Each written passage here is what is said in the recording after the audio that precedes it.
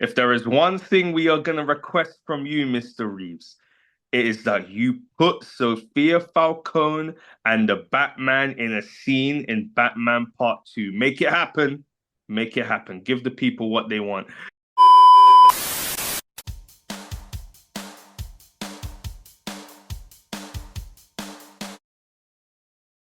Hello, everyone. Welcome to No Drama, Just Movies, and we are back this week with another review. This time we are reviewing none other than episode 4, titled Centani, hopefully, of the HBO original The Penguin. My name is Cameron Magpie Kelly Smith because I have found a friend, and I'm joined by my esteemed colleague here. Bill the Gas Man, Colin.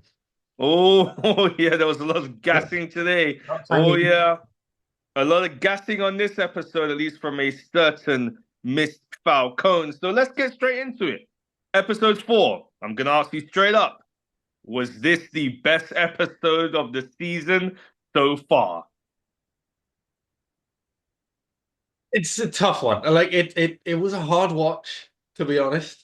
Just because of like the subject material. It's always a bit tough for me to watch episodes about or stories about people being abused by the system.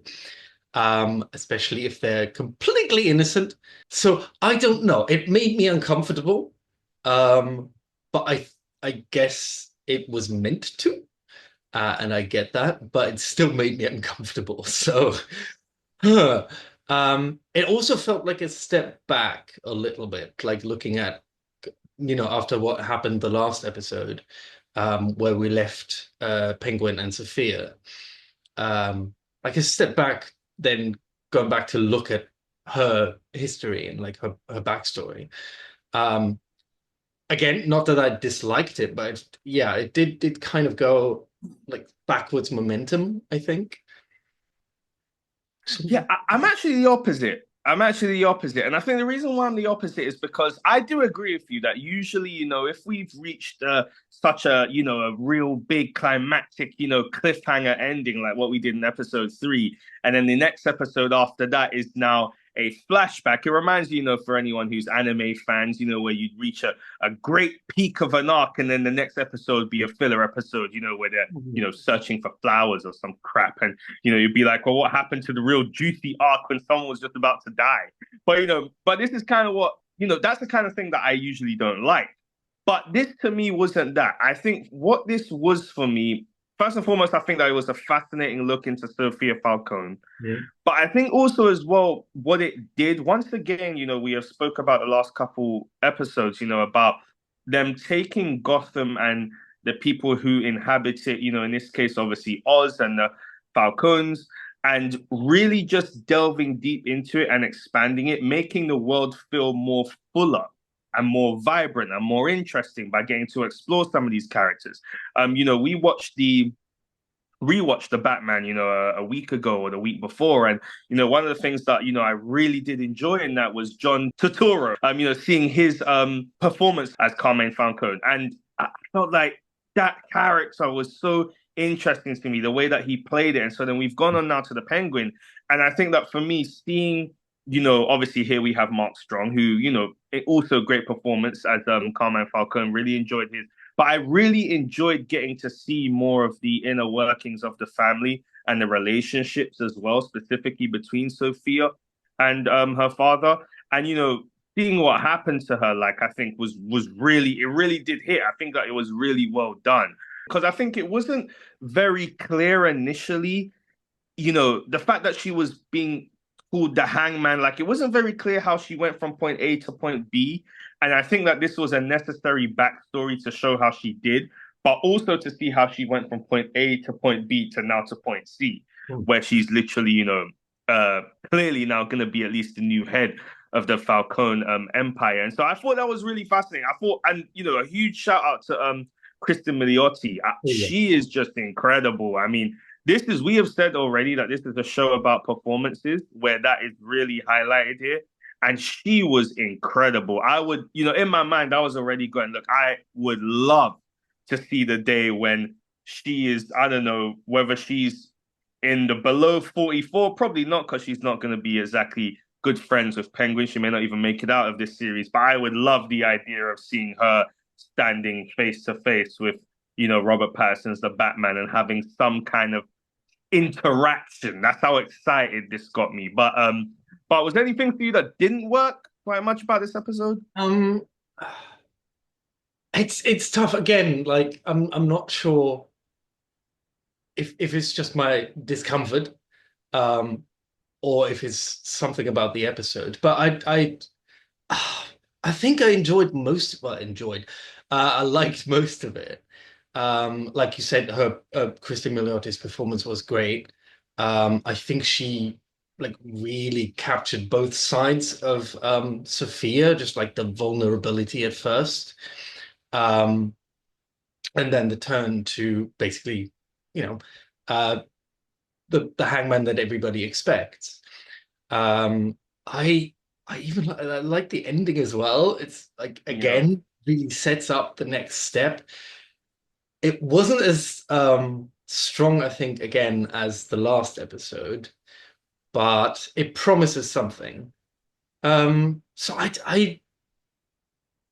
yeah, I think I actually like this one. I don't know if there's anything I dislike, like really dislike. Yeah, yeah. I mean, can I ask you something? Because there was times when we did see her in Arkham and all the kind of crazy stuff was going on, that there was times where it did start to get a bit, or it had kind of hints of maybe a little bit of campiness, a bit too much of, I felt like this show, similarly to the Batman, it's set in a, heightened reality, should we say, but there's elements of groundness that makes it feel a little bit more relatable. And I feel the same about the show. However, there was times when she was in Arkham where sometimes it was starting to feel a bit campy sometimes, like some scenes or some moments where it didn't start to feel like this was exactly real. I think that, it's a stretch in a way, for us to believe that, obviously we know from the Batman that Carmine had a lot of influence and power in Gotham. He pretty much ran the city. But I think that, it's already a bit of a stretch, to imagine that Carmine would go to this extent to put his daughter in a psychiatric institute and make her spend 10 years there and fend for her life. And so, but at the same time, it also did work because you can also understand why he would do it, because he's protecting himself and the Empire. Yeah, However, I just felt that there was certain scenes where it started to get a bit too campy. Exhibit A, her and Magpie. Or her in, the cafeteria and having to defend herself with, the fork. And there was some times where it started to go like, okay, this is clearly a comic book property, and there's nothing wrong with that. It just, yeah. I didn't mind the fork bit. I think that was interesting because the idea I got was that the guards were actually trying to frame her, or like, you know, trying to get her into trouble. Um, with Magpie, sometimes she was a bit much, maybe. I get the choice. I get that it was a choice, and she was supposed to be a little bit more loopy, I guess.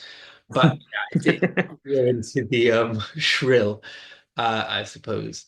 Even like the choice of Carmine to have her committed, I think that's actually a clever choice. If he kind of has her committed and lets the world know that she's crazy, then nobody would believe her when she says that he killed all these women, including her mother.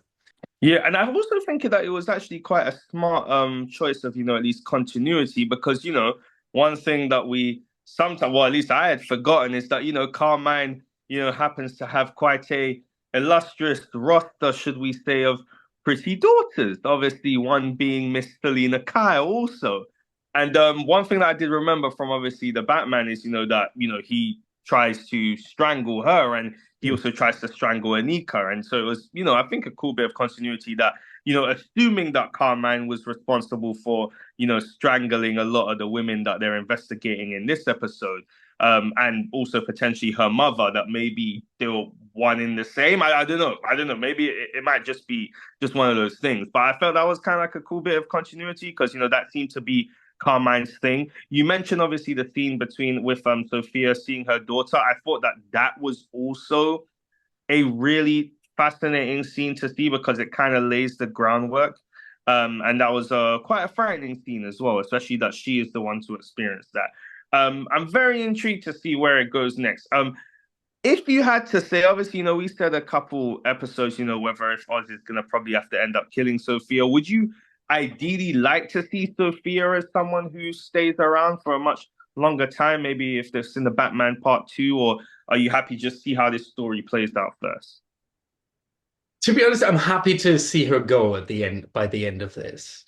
Because she feels more like an underboss. She's not a Batman villain, if you know what I mean. She's not like that kind of comic book villain. She's just a normal, well, I guess murderer in this case now. Listen, man, I'm the opposite. Matt Reeves, if you happen to come across this review from No Drama Just Movies, if there is one thing we are going to request from you, Mr. Reeves, it is that you put Sofia Falcone and the Batman in a scene in Batman Part 2. Make it happen. Make it happen. Give the people what they want. So let's give our review. Obviously, our IC score. We give our review system on this channel. We give a certain amount of ICs out of 10, slushies, just like the Penguin. Don't ask questions. Just enjoy a good slush puppy like Vic and the Penguin in episode 1. So obviously, episode 4 of the Penguin, how many ICs are you giving this one out of 10? I want to go straight to 9, I think. I initially thought 8, but 9, I think, because I think the idea was to make you feel uncomfortable, and I did feel uncomfortable. So it did what it wanted to do. It's a great setup for Sofia. It's lovely to see like the change, the arc she had. And I felt it for the whole episode, like her story and her struggle and trauma Way. he goes through. So 9 out of 10. Listen, man, once again, we just read each other's minds on this. I mean, maybe we should be put into Arkham for a little bit. However, I'm also gonna go with 9 ICs out of 10. I thought it was a tremendous episode. For me, it may just be the best episode yet. Either this or episode 2 for me, but I felt that this was maybe the best episode yet. Absolutely tremendous. Sofia Falcone, Cristin, Milioti, the Oscar goes to you. If it's not going to, well, Todd Phillips or any of the gang from Joker, it should definitely go to you because you actually deserve it. So that will be our review of episode 4 of The Penguin. Once again, we are No Drama, Just Movies. If you like our content here on this channel, please give our channel a lovely subscribe. Please like, comment, share. On our content here, we do weekly reviews in the world of movies and TV. We are just two movie and TV loving friends who love to have a good chat and a good slush about everything in the world of Gotham and everything in the world of TV and movies. My name is Cameron Magpie Kelly Smith, and I'm joined by my esteemed colleague here. Phil the Gasman Colin. Oh, yeah, put on your gas mask because it's a dangerous place in Gotham. That's right. We are No Drama, Just Movies. Thank you very much for checking out our review today, guys, and we will see you very, very soon. Take care, guys. Bye.